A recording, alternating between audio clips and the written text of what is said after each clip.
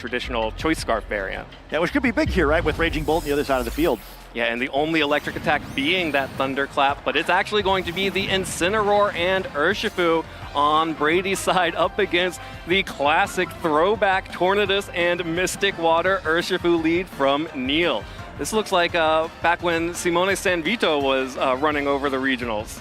Yeah, I mean, maybe, the current regulation facing the one before also with the Tornadus approach versus Incineroar. So, I think, Brady's in a little bit stronger of a defensive position in some ways where, Incineroars look great for slowing the game down, but also, as a fire type facing down a water type, forced to use the fake out here. Yep, the fake out onto Urshifu will prevent Neil's Urshifu from making an attack this turn, while Brady showing the U-turn that is classic on the Choice Scarf Urshifu will be able to reposition to take down the Tornadus and Urshifu combination. Of course, no Tailwind has gone up, so it will be the Raging Bolt. And here is the Pokemon that made it so much harder to run the Tornadus and Urshifu combination. Raging Bolt threatens both of these Pokemon with a big Thunderclap.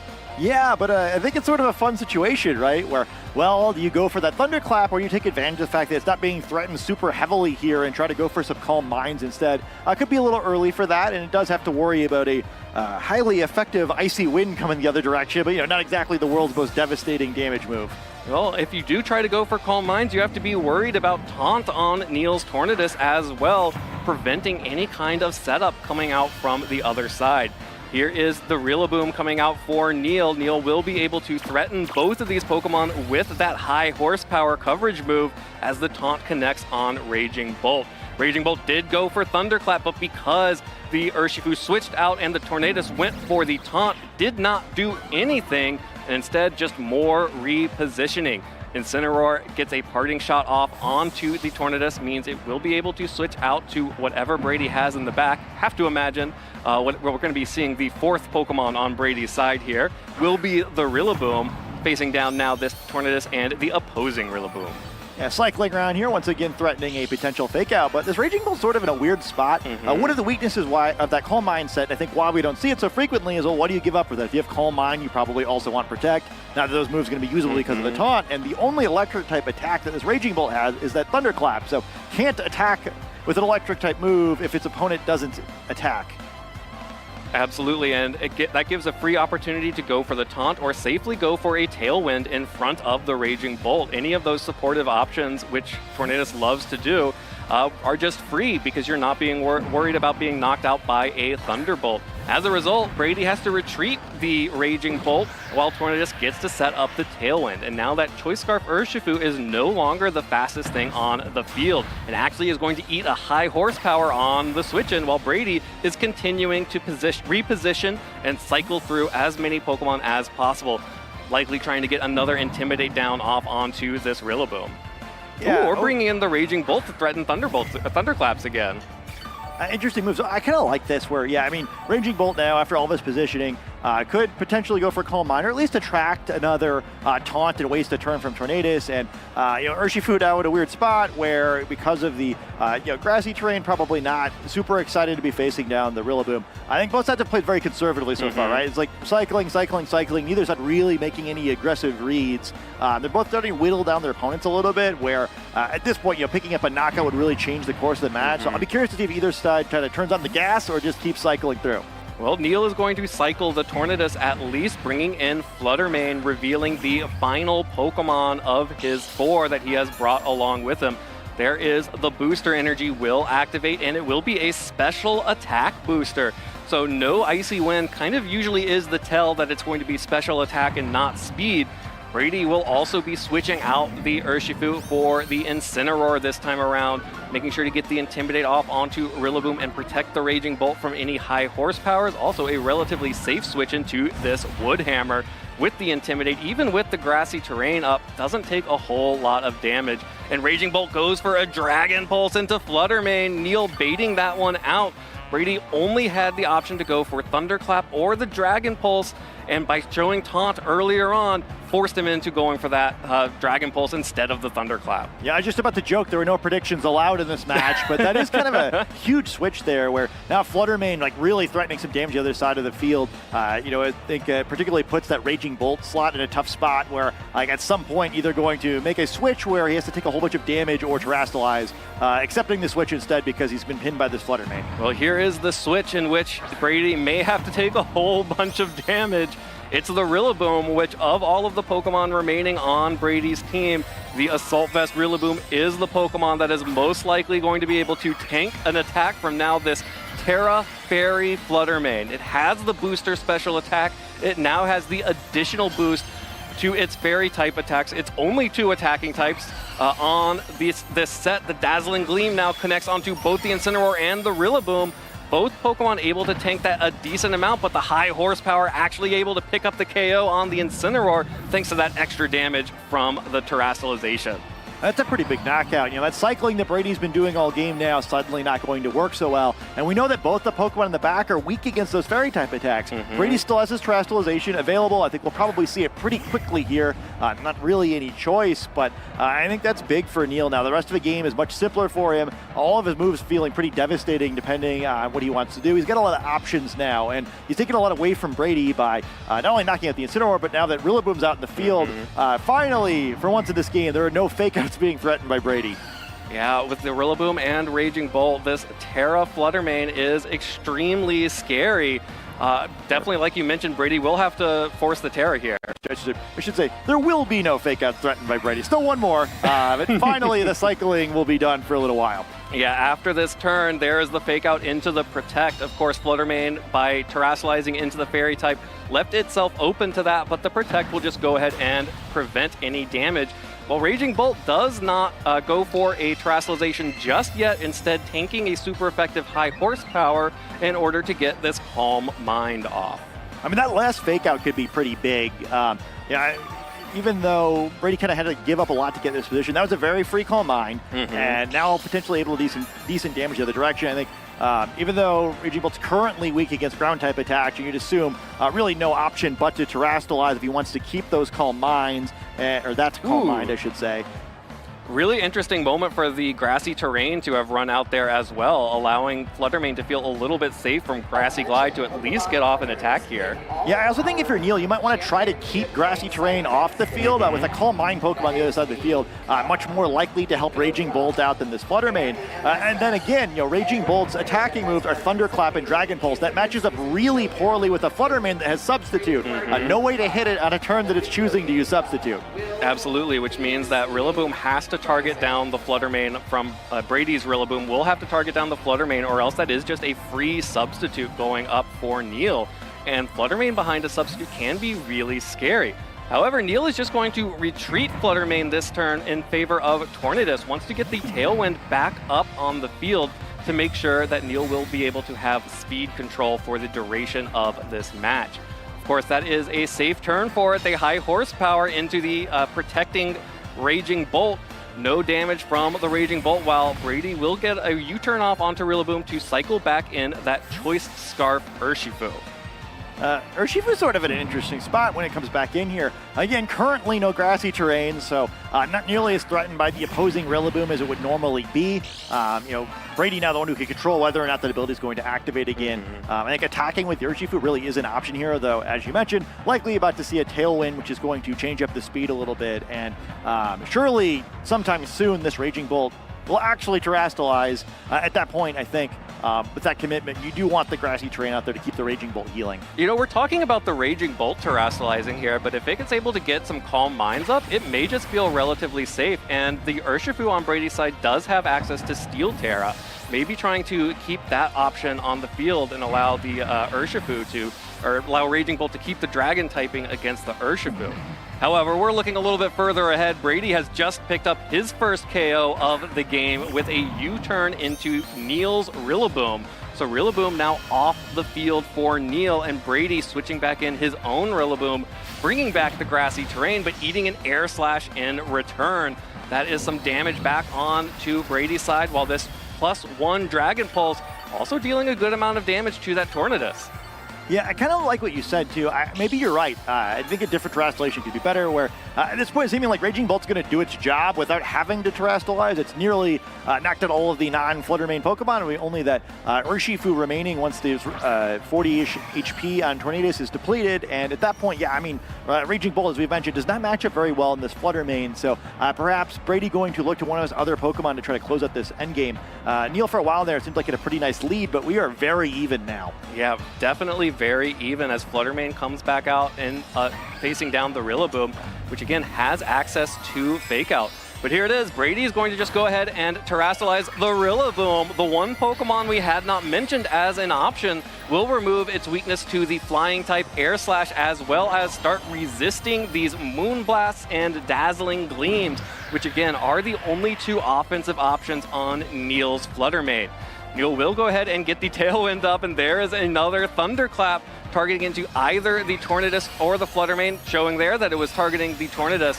Not able to pick up any damage because of the Tailwind, and there, the Moonblast will be resisted by the Fire type, and it will survive one turn and one turn only, but that is all Brady needs to pick up the one-hit KO on the terrestrialized Flutter Mane. A great game by Brady so far, where we see him conserving the terrestrialization as long as he can. Going to lose Rillaboom for it, but I don't think he's going to be too upset about that one. Does a great job there of just making sure he still has terrestrialization available at the pivotal point in this match. Knocks out that Flutter Mane that would otherwise have been so tricky for him, and now it's two Pokemon facing down the unterrestrialized Raging Bolt, who's still in a fantastic position now. Much better off with his default typing rather than becoming a Fairy-type Pokemon. Absolutely. This is exactly the moment that Raging Bolt is happy to be in, facing down a Tornadus and an Urshifu, neither of which can switch out. Of course, they both have the option to protect or taunt or do anything to avoid the Thunderclap, but Brady's own Urshifu is threatening a lot of damage. Neil goes for an Aqua Jet to avoid a Thunderclap, but it looks like Brady's also going to counter with an Aqua Jet of his own, knocking out the Tornadus, taking a little bit of chip with that Rocky helmet. And the Thunderclap, unfortunately unable to do any damage because of the Aqua Jet. Yeah, well, now what, though, right? I mean, you're just going to Aqua Jet the opposing Urshifu down. The best case scenario is you're trading blows there, and if Brady calls you once and Dragon Pulses, the game is going to be over. Also, alternatively, I mean, even if you were to switch attacks, right, I think even just Dragon Pulsing the opposing Urshifu down is looking really good here. Neil also looks like he's seeing the writing on the wall. Yep, Neil will go ahead and forfeit this first match of our top 8 here, our first game, I should say, as we are headed to Game 2. Incredible play there by Brady, especially preserving the terrestrialization. We were both getting a little bit ahead of ourselves, thinking about, well, the Raging Bolt needs to terrestrialize. There's a Flutter Mane on the field. It can't take those Terra Fairy Moonblasts very well, but Brady making sure to hold back on the terrestrialization until the moment it had the highest value, protecting the Rillaboom and knocking out the Flutter Mane, so Raging Bolt didn't have to worry about it. Yeah, I think it's a little easy for us when we have to, run our mouths constantly to kind of get a little too caught up in the turn instead of in the game. I think Brady did a really good job there of just having the foresight to think about, okay, what am I actually trying to do, right? Oh, I need to close the game out, and he didn't terrestrialize until he basically won the game the moment he clicked the button. Yeah. I really like how he played too, where he got the Calm Mind up on the Raging Bolt, and then everything he could to avoid having to commit either direction, right? He got the Fake Out once, he got the Protect once, he delayed that decision long enough that he knew what position he was in once he got there, and again, he pivoted so much early in the game, but he had a plan, right? He just knew he needed to get to the right positioning eventually. He didn't commit too early. I think that was a master class of balance play. Absolutely, and especially you could see, one of the biggest differences on these teams is the usage of U-turn versus, the Rillaboom on Neil's side has high horsepower, and of course the Urshifu does not have access to U-turn because it's the traditional Mystic Water set. What we just saw there was Brady was constantly picking up little pieces of damage while repositioning using U-turn, which is what ultimately knocked out the Rillaboom and allowed him to start taking back the Pokemon advantages. Yeah, and I'm curious, as we go into this next game, and we saw a very fire, water, grass-centric game 1.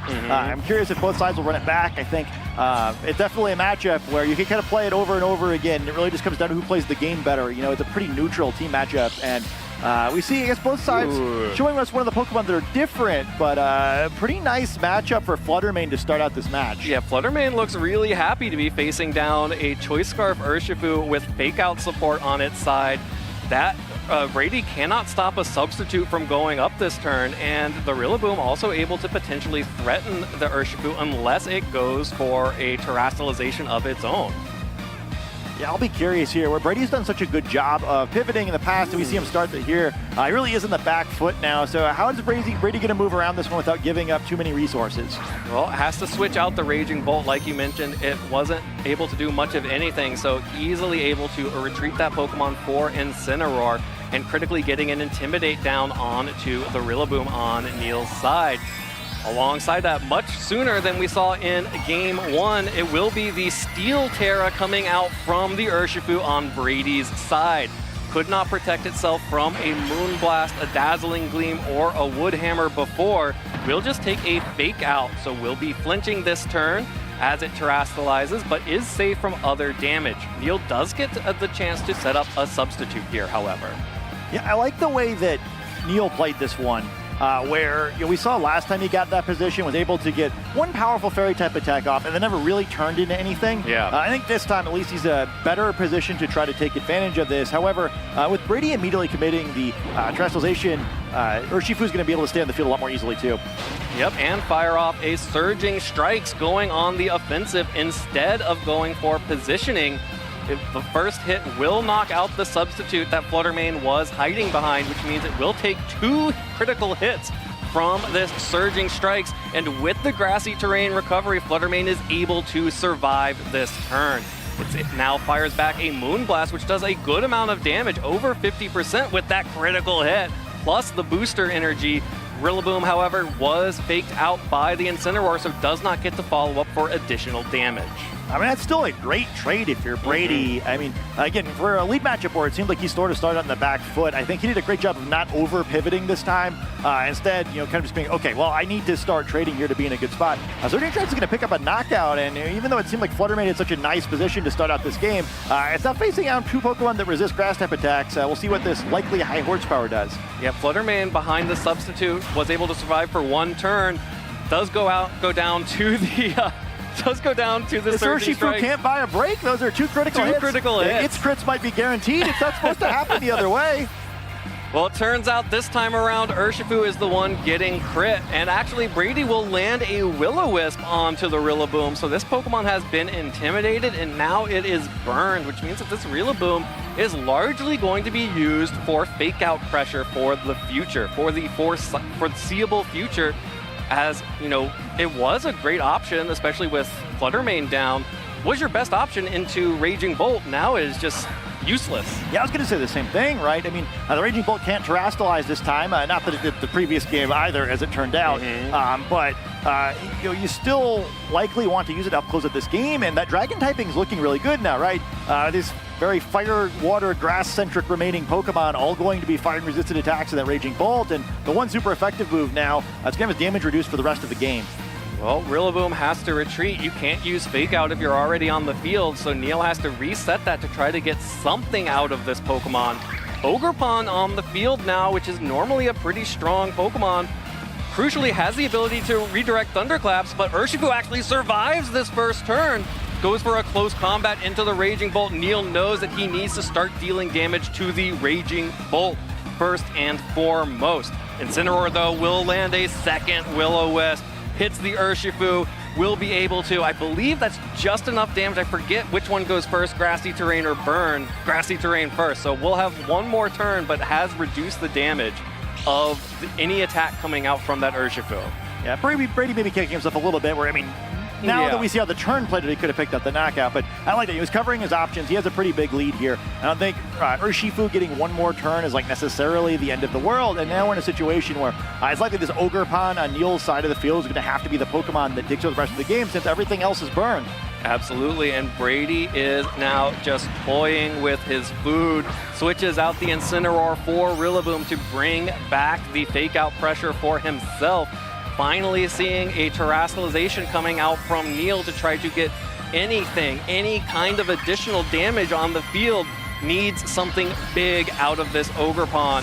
The Terrafire gets the Embody Aspect boost, so it will boost its attack as well as having the terrestrialization boost to Ivy Cudgel. protect from Raging Bolt, so Brady will be protecting that Pokemon. No damage coming into that Pokemon unless the Urshifu targets it down, but Ogerpon actually went for the Ivy Cudgel on the Incineroar, catches the Rillaboom on the switch and picks it in a one-hit KO, as Brady's going to have to bring in the Incineroar for one final turn and get the Intimidate off onto that Ogerpon. Neil is able to pick up a little bit of damage onto the Raging Bolt because it protected, and Urshifu does not care about that one bit. Because of the burn and the resistance, it's not going to deal too much damage. I love the read by Neil, though, right? I mean, you can't just keep trading. He's on the verge of this slipping away from him, able to pick up a knockout there, at least keep himself in the game. Always a little weird to see a Protect in front of these Pokemon, but it makes sense if you're Brady, right? You don't really need to do anything with Raging Bolt that turn, so avoiding anything crazy. And Urshifu able to hang on once again, thanks to this grassy terrain, which does disappear.